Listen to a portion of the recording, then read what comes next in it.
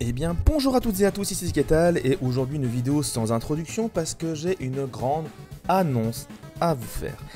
Ça y est, le travail a porté ses fruits et je peux enfin vous annoncer le projet que je vous tease depuis un long moment. Vous l'avez vu dans le titre de la vidéo, je vous annonce l'ouverture de la Ligue des Illumineurs. Qu'est-ce que c'est ? Un peu sur le principe de la Ligue des Champions, tout simplement avec Romuald, on s'est dit c'est quand même dommage que pendant tout le mois de janvier et tout le mois de février, au vu de ce qui s'est passé, etc., en fait, on n'avait aucune grande compétition à vous proposer.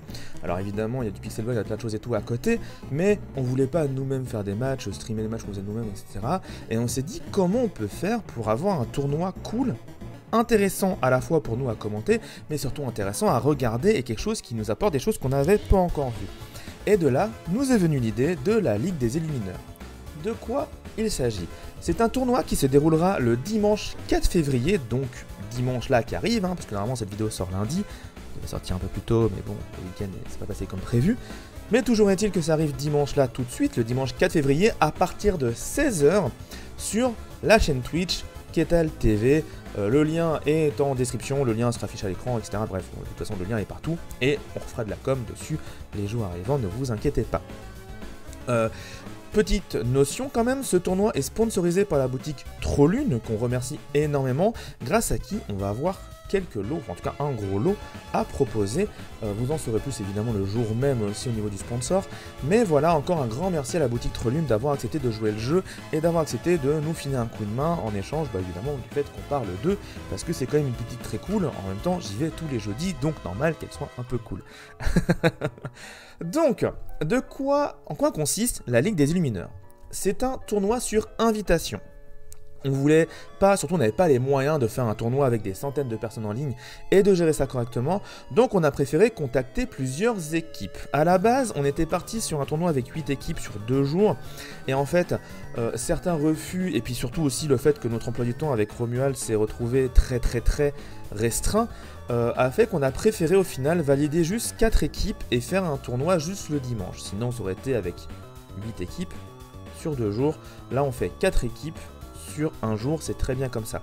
Et si jamais ça fonctionne bien, on aura peut-être d'autres éditions de la Ligue des Illumineurs plus grandes, on verra ça. Toujours est-il que on a 4 équipes qui ont été validées et qui sont d'accord pour participer, sachant que 4 équipes envoient 2 joueurs. À partir de là, chacun joue pour sa peau, évidemment. On va faire un arbre de tournoi pour que les joueurs ne se rencontrent pas de la même équipe avant la finale, on est un peu malin.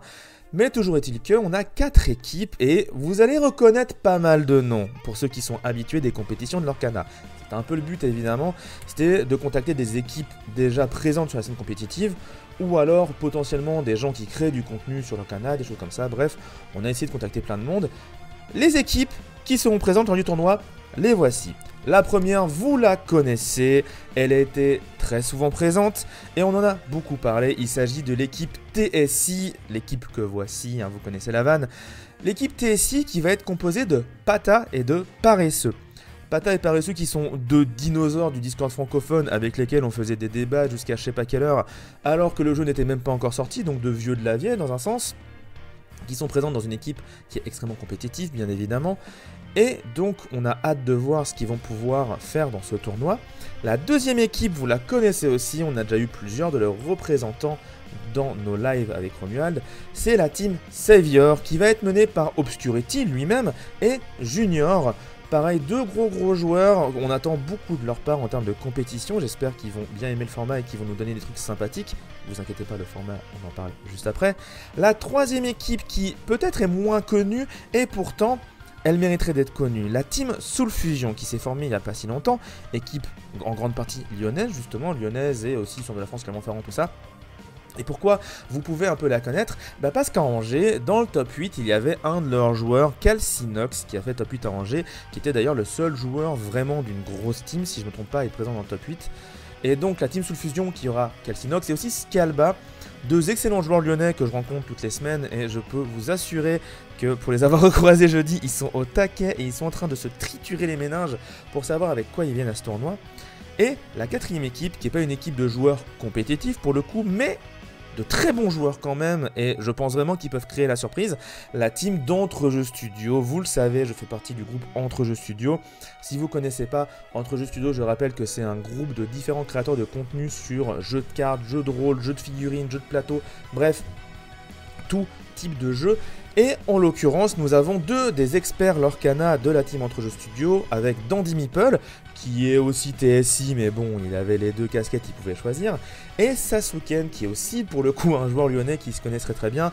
Du coup, c'était très marrant de voir le tournoi jeudi dernier, où il y avait Calcinox Calba et Sasuken qui jouaient des decks au tournoi, mais en même temps, du coup, ça donnait peut-être des indications sur ce qu'ils allaient jouer à ce tournoi-là.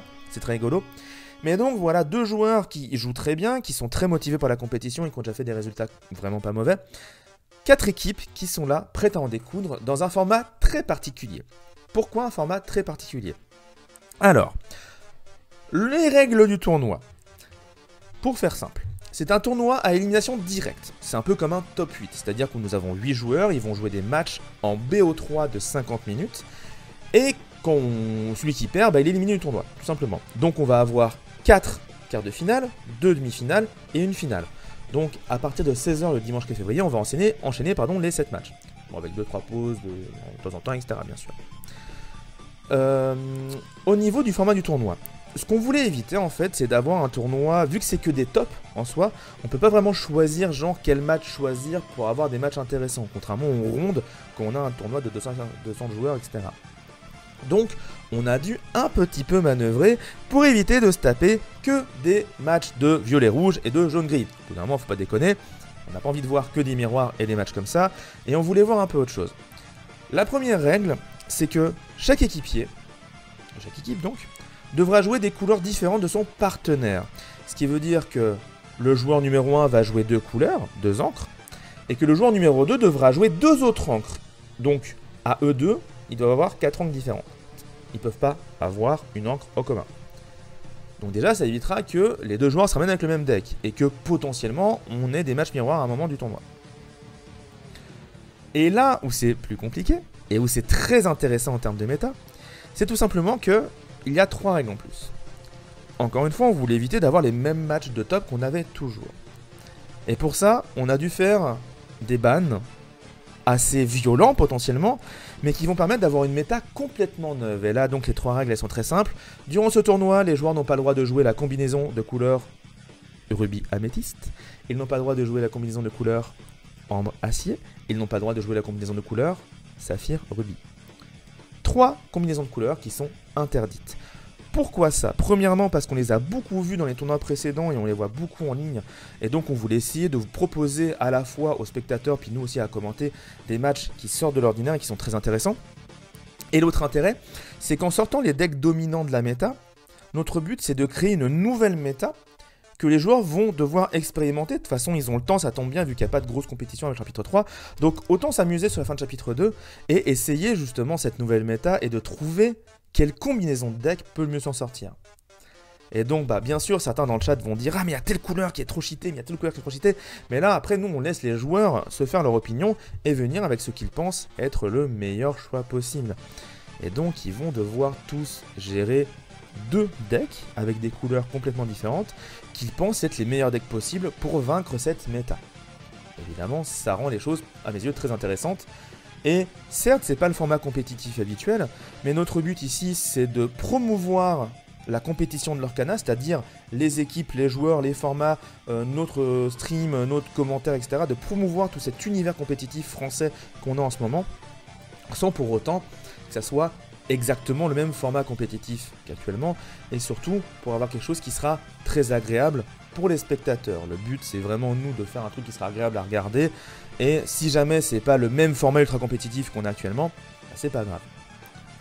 Donc voilà, on veut avoir quelque chose de très différent, et en termes de différence, il y a aussi un autre choix qui va peut-être être bizarre, c'est le choix de la manière dont on va faire les matchs. On va passer par Tabletop Simulator. Pourquoi?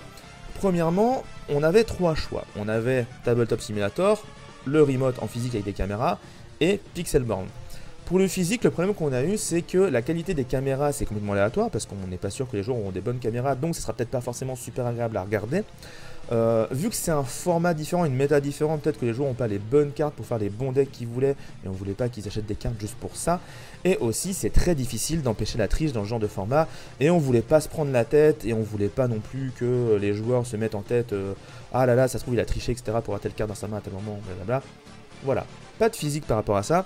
Et Pixelband, on a beaucoup hésité aussi, mais il y a encore quelques bugs présents. La qualité visuelle est en deçà quand même par rapport à Tabletop Simulator. De manière générale, c'est moins joli. Et en plus de ça, le mode spectateur est pas forcément incroyable. Il y a encore quelques problèmes et c'est pas forcément très joli. On n'est que du point de vue d'un joueur. Donc, on préfère éviter. Au final, sur Tabletop Simulator, non seulement on peut tout vérifier en termes de deck, de machin, de bidule, d'action qui se fait, on est sûr qu'il y aura zéro triche, visuellement c'est très joli, et en grand avantage aussi, on peut tout simplement zoomer sur les cartes au besoin, on peut les afficher en grand, et ça en termes de qualité visuelle pour le commentaire et pour les spectateurs, c'est vraiment mieux. Donc, Tabletop Simulator, pour les joueurs, ils sont au courant, ils passent par-dessus, voilà, pas de soucis par rapport à ça.